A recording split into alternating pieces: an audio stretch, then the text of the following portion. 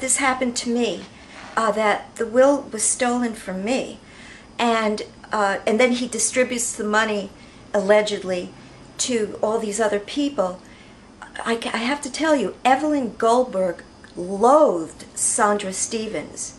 Dean Loren was allegedly liking Sandra Stevens, and it's being the money, the way he set this will up, is being funneled into an organization of which we can't find listed anywhere. Comprehensive Education Incorporated. We've been searching and searching on the internet, and doesn't seem to be a legitimate organization. But of course, when this gets into the court system, we have to further investigate this organization and further investigate Sandra Stevens. Years ago, Dean Loren had introduced Evelyn Goldberg to Sandra Stevens, and Evelyn believed him that she was a nice lady, but then Evelyn told me she figured it out, that she was a phony. She had absolutely no credibility. In fact, Evelyn would spend hours on the phone with me talking about what a disgusting person Sandra Stevens is. Now, why would she leave half of her estate to somebody she didn't even like and loathed to top it off? Of course she wouldn't. So, it's being funneled into an organization that we can't find on the internet. So this is what Dean Loren is about. He's a producer in a Manhattan Neighborhood Network. And is he legally permitted to be at Manhattan Neighborhood Network? No, he's not. Now, Dean Loren resides at 112 Sheridan Avenue in Brooklyn.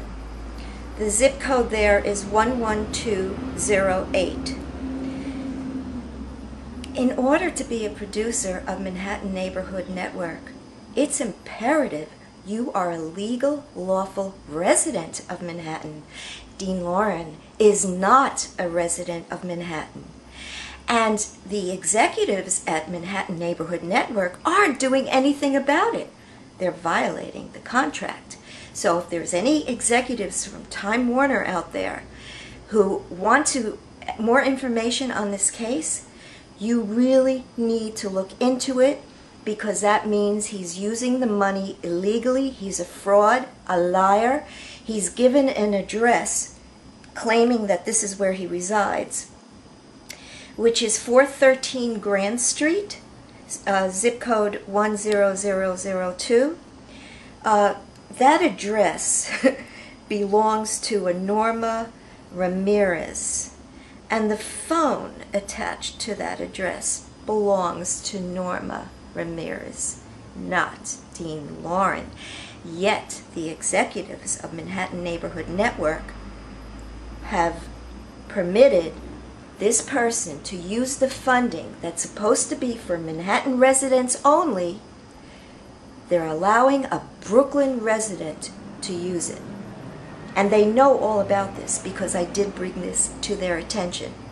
So that should be of the utmost concern. While he was living in Brooklyn, he took Final Cut Pro classes, which the network is funded thousands and thousands of dollars for these classes, for use of the equipment, for use of the television studio facilities, and he has been using them over and over and over again when he's not legally supposed to be using them.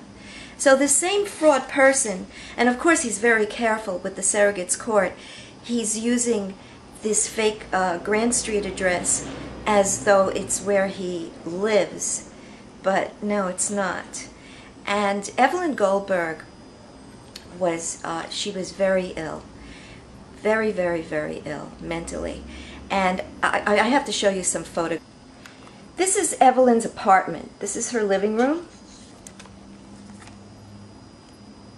Now this is after I was helping to clean up the apartment.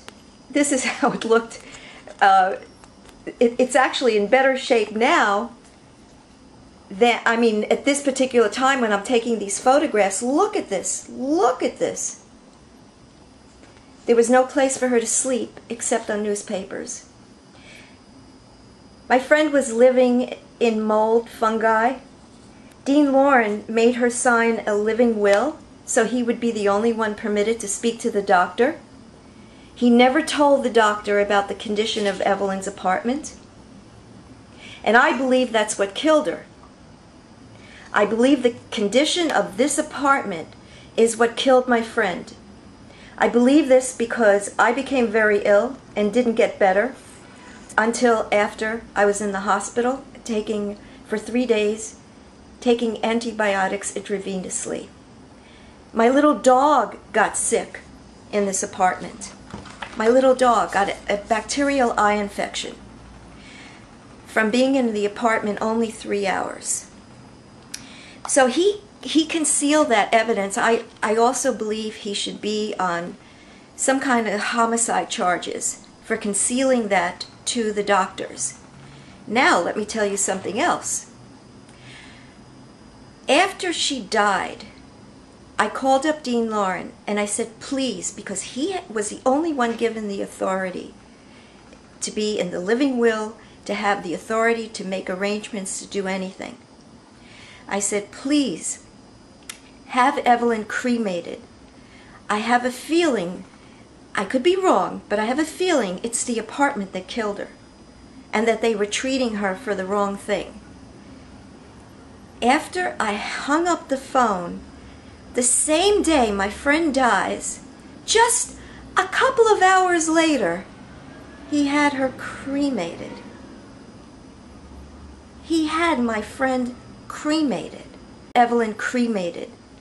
I have a feeling, I could be wrong, but I have a feeling it's the apartment that killed her and that they were treating her for the wrong thing.